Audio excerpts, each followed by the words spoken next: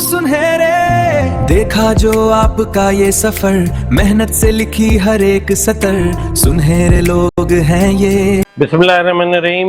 मौजूद ख़वातीन हज़रात, सुनहरे लोग में मैं हूँ आपका मेज़बान सैयद अब्दुल बासित। नाज़रीन, जैसा कि आप जानते हैं, सुनहरे लोग में कराची की मुख्तलिफ शख्सियात, पाकिस्तान की वो शख्सियात जिन्होंने अपने शोबे में बहुत काम किए हैं, हम उनसे तफसीली इंटरव्यू लेते हैं। लेकिन आज हमारा जो 14 अगस्त की अहमियत हमारी नज़र में, आम आदमी की नज़र में क्या है, इसी तरह की एक शख्सियत हमारे दरमियान मौजूद हैं। काबिल फ़ख्र सहाफ़ी हैं, जुर्रतमंदाना सहाफ़त करते हैं और शानदार सहाफ़त का आपका हवाला है मोहतरम जनाब महमूद शाम साहब। मोहतरम जनाब महमूद शाम साहब, अस्सलाम वालेकुम। वालेकुम अस्सलाम। कैसे मिजाज हैं आपके? जी, अल्लाह ताला का फजल है। महमूद भाई, ये बताइए, आपकी नज़र में जश्न आज़ादी कैसी मनानी चाहिए हमको? 14 अगस्त जब भी करीब आ रही होती है, जी जी, जून के इख्तिताम से ही, तो बहुत सी यादें ताज़ा हो जाती हैं। क्या बात। हमारी जब हमने हिजरत की अम्बाला छावनी से लाहौर के लिए, जी जी, इत्तेफाक था कि हम वहाँ उस वक्त, हमारे वालिद साहब भी वालिदा भी अम्बाला छावनी में ही थे, इसलिए हम समझते हैं कि हम बचकर आ भी गए। वरना जो हमारे रिश्तेदार थे पटियाला में, राजपुरा में, जहाँ हमारी पैदाइश हुई, तो वहाँ से हमारी कोई अजीज़ व अकारब में से कोई नहीं बच सका। वहाँ बहुत ज़्यादा कत्लेआम किया गया सिखों ने और हिंदुओं ने मिलकर। तो वो सारी यादें ताज़ा होती हैं। फिर हमारा जो सफ़र था वो एक मालगाड़ी के खुले डब्बे में था। अगस्त का ही महीना था, इब्तदाई में अकल हफ्ता, तो उसमें हम आए। वो सारी चीज़ें याद आती हैं, किस तरह से बट के रहेगा हिंदुस्तान, लेके रहेंगे पाकिस्तान।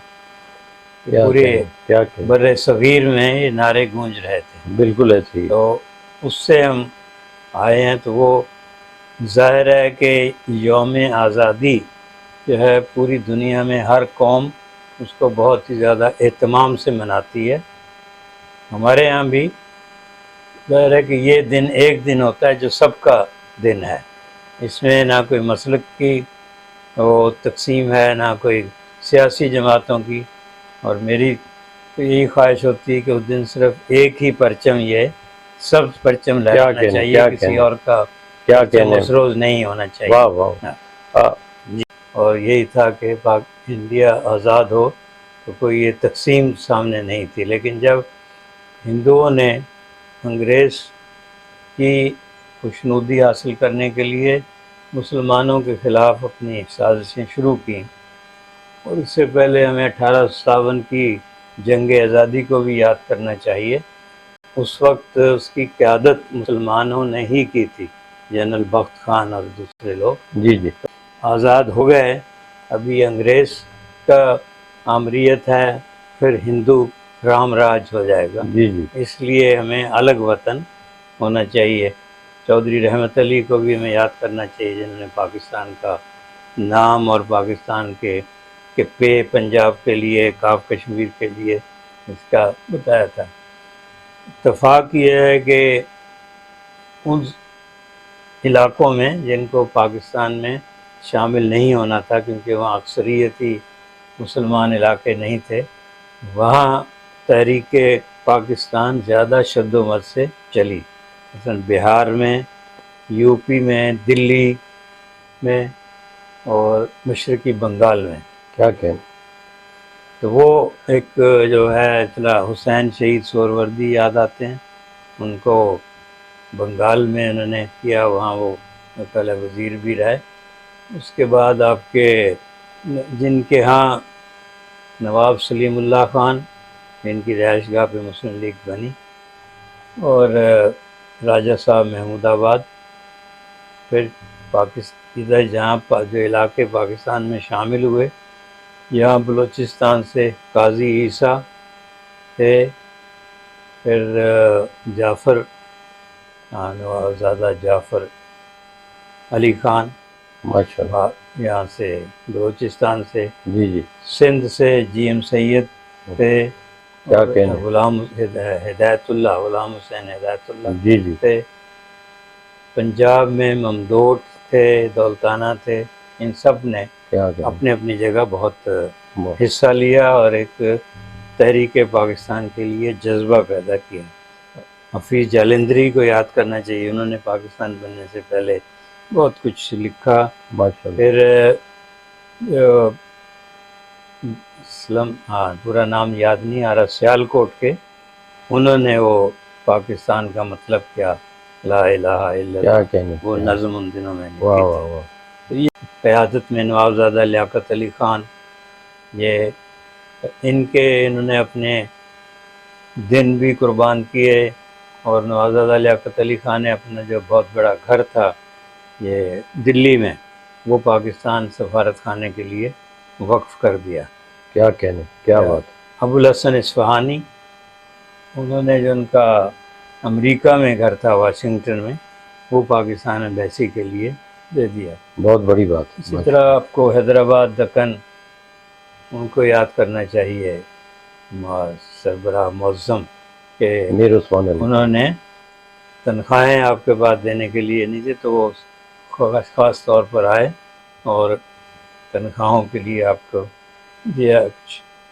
حبیب بینک والے، حبیب فیملی، آدم جی فیملی، کیا بات.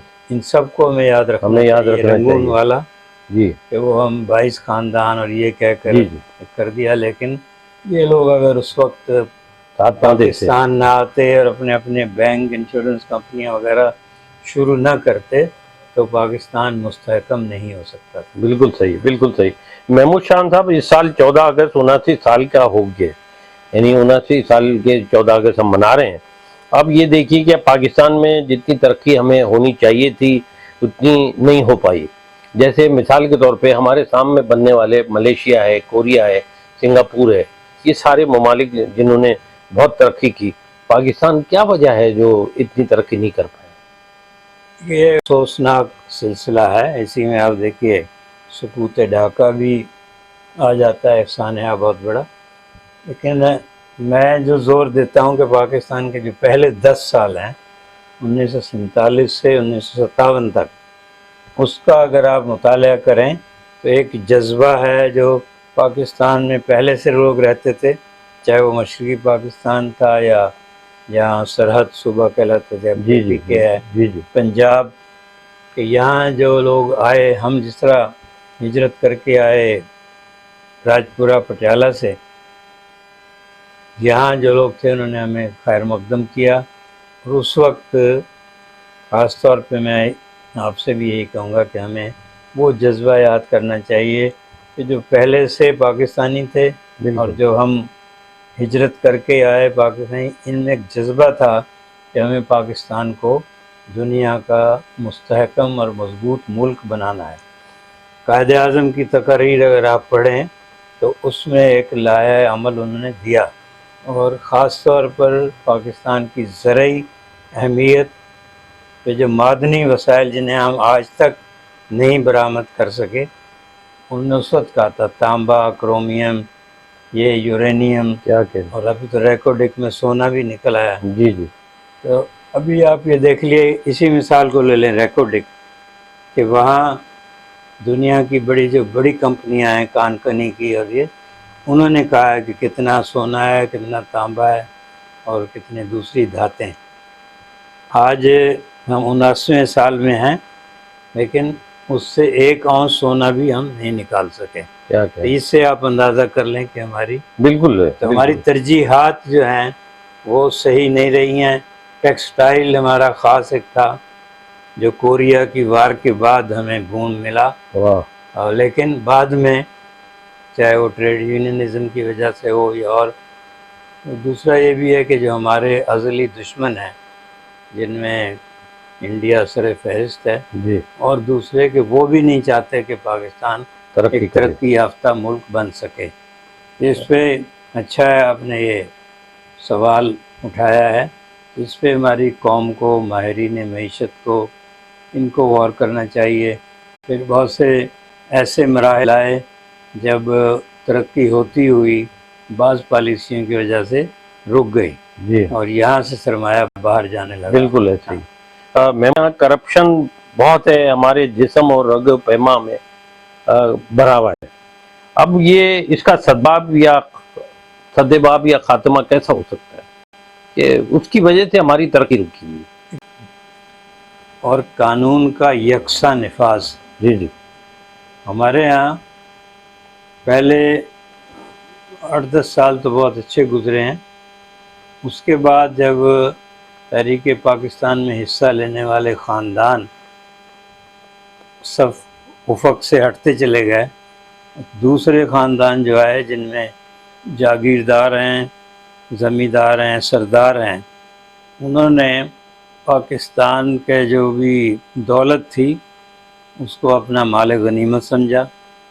ایک عجیب وہ ہے تو لوگوں میں عادت، بڑے متوسط طبقہ یا بڑے لوگ بھی، کہ جو سرکاری املاک ہیں، اثاثے ہیں، انہیں وہ سمجھتے ہیں کہ یہ کوئی مال غنیمت ہے. کیا بات. اور اس میں اگر ہم کوئی کرپشن کرتے ہیں، لوٹ مار کرتے ہیں تو وہ اس کو جائز سمجھتے ہیں. تو یہ جو سلسلہ شروع ہوا ہے میرے خیال ہے 1958 کے پہلے مارشل لاء سے، تو وہ اب تک چلا آ رہا ہے. اور ان کا آپس میں گٹھ جوڑ بھی ہو جاتا ہے، چاہے وہ مختلف صوبوں سے تعلق رکھنے والے ہوں. یہ تو وہ ایک ہے کہ بہت سی چیزیں، ڈیم بننے چاہیے تھے، وہ ہم نے نہیں بنائے.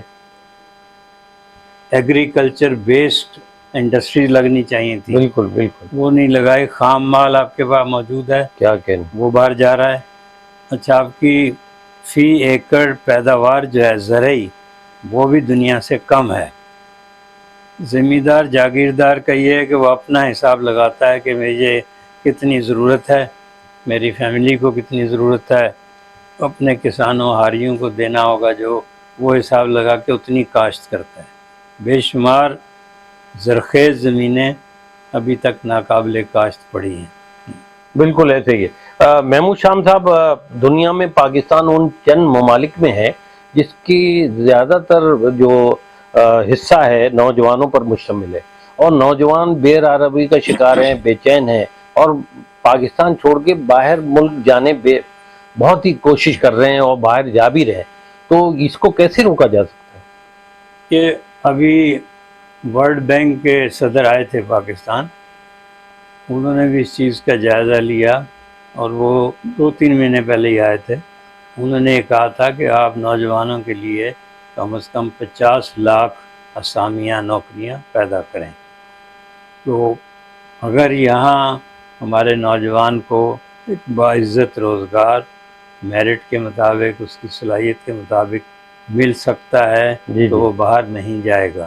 بالکل لیکن ایسی ہے. آپ کے ہاں اتنی زیادہ فیوریٹزم ہے کہ نااہل لوگ جو اس شعبے کے، ان کا کوئی تجربہ نہیں ہے، صلاحیت نہیں ہے، ان کو بٹھا دیا ان جاتا کو ہے. بٹھا دیا جاتا ہے. جی جی. وہ پھر اپنے علاقے ان لوگوں کو بھرتی کرتے ہیں.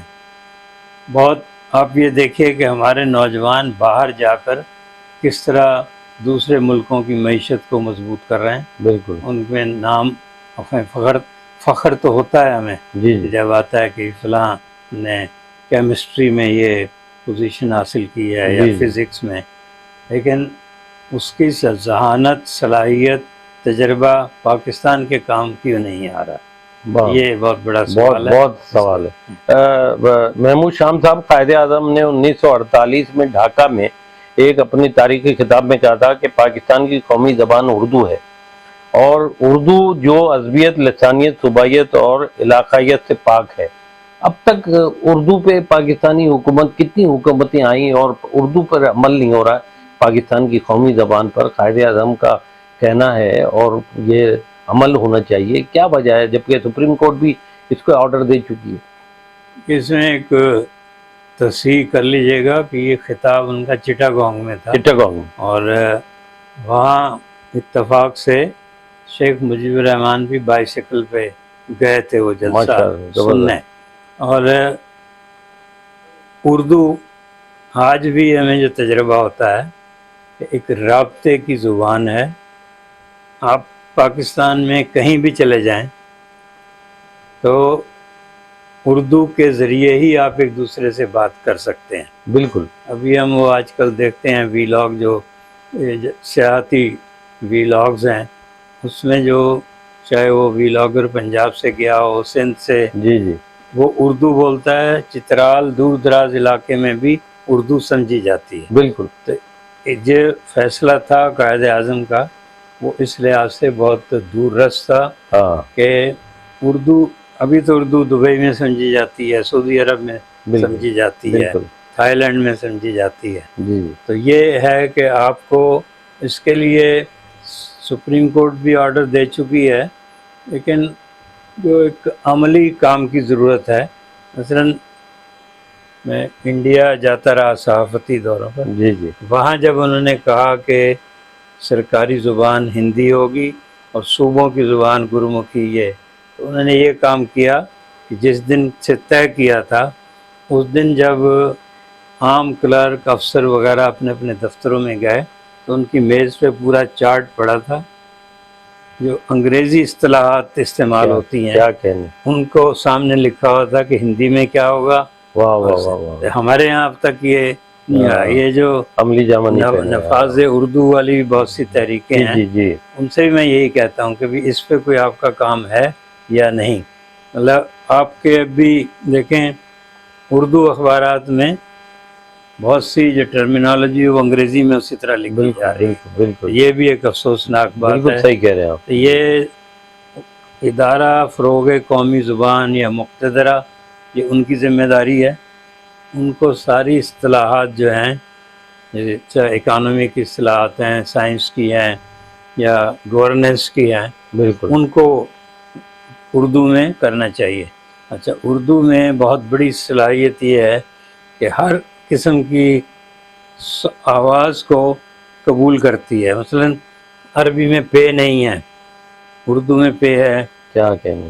اور جگہ ہڑے نہیں ہے، وہ ہے. بالکل تو یہ اردو میں صلاحیت ہے کہ آپ کوئی بھی، اچھا جو لفظ آپ کو انگریزی کے لفظ اگر سمجھ رہے ہیں لوگ تو اس کو کوئی ضرورت نہیں ہے. جیسے ریلوے اسٹیشن سب سمجھتے ہیں، اس کے ترجمے کی ضرورت نہیں. کیا بات. ایئرپورٹ بالکل ہے. صحیح، بالکل. یہ بھی بعض دفعہ غیر ضروری ہوتا ہے کہ آپ جی ان چیزوں کرتے ہیں. جمیل جالبی صاحب نے پرائیویٹائزیشن کا نجکاری کیا تھا، وہ قبول کیا لوگوں نے، آج اور تک بولتے ہیں لوگ، کرتے ہیں. استعمال کرتے تو ہیں. یہ ہے کہ ہماری جو شعبہ اردو ہیں مختلف یونیورسٹیوں میں اور اس سے متعلقہ جتنے ادارے ہیں، ان کو اس بات پہ کرنا چاہیے کہ ٹرمینالوجی کو آپ کریں. اس سے ہمارے جو آفیسرز ہوں گے، کلرک، ان کو بھی آسانی ہوگی کہ پھر کیا کوئی اس پہ اردو قومی زبان بالکل اس وقت ہے لیکن سرکاری زبان نہیں بن سکی. بالکل ہے. محمود شام صاحب منا رہی ہے اور جشن بھی ہے، جوش بھی ہے.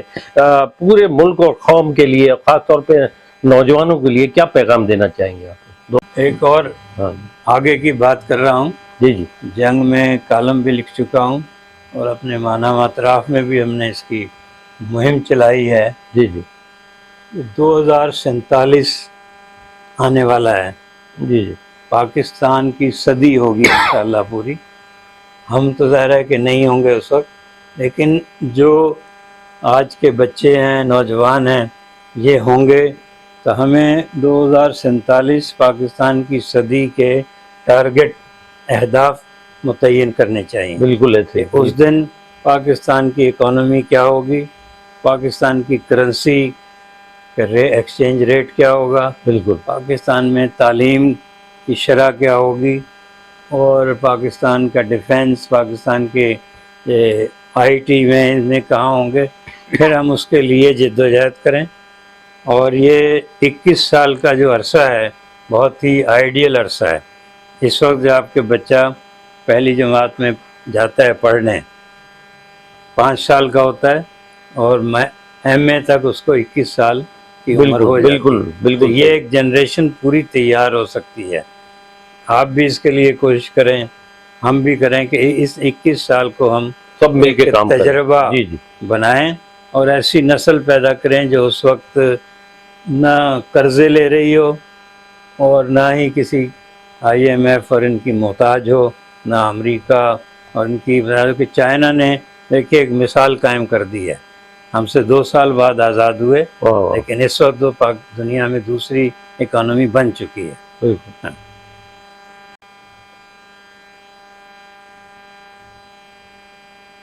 नाज़रीन, सुनहरे लोग में हमारे साथ मौजूद थे पाकिस्तान का एक बड़ा अदावर नाम सहाफ़त के हवाले से अतराब मैगज़ीन के चीफ एडिटर, और सहाफ़त के हवाले से आपका जुर्रतमंदाना सहाफ़त जो आपने की, यानी 50 साल के अरसे में एक बहुत ही मजबूत कलम उठाया और कभी किसी डिक्टेटर के सामने आपने कोई सर न झुकाया, न कलम को रोका, और ये वो लोग हैं जो हमें बहुत कम मैसर आते हैं। मैं महमूद शाम साहब का बहुत मशकूर हूँ कि उन्होंने 14 अगस्त के हवाले से आज हमारे लिए टाइम दिया।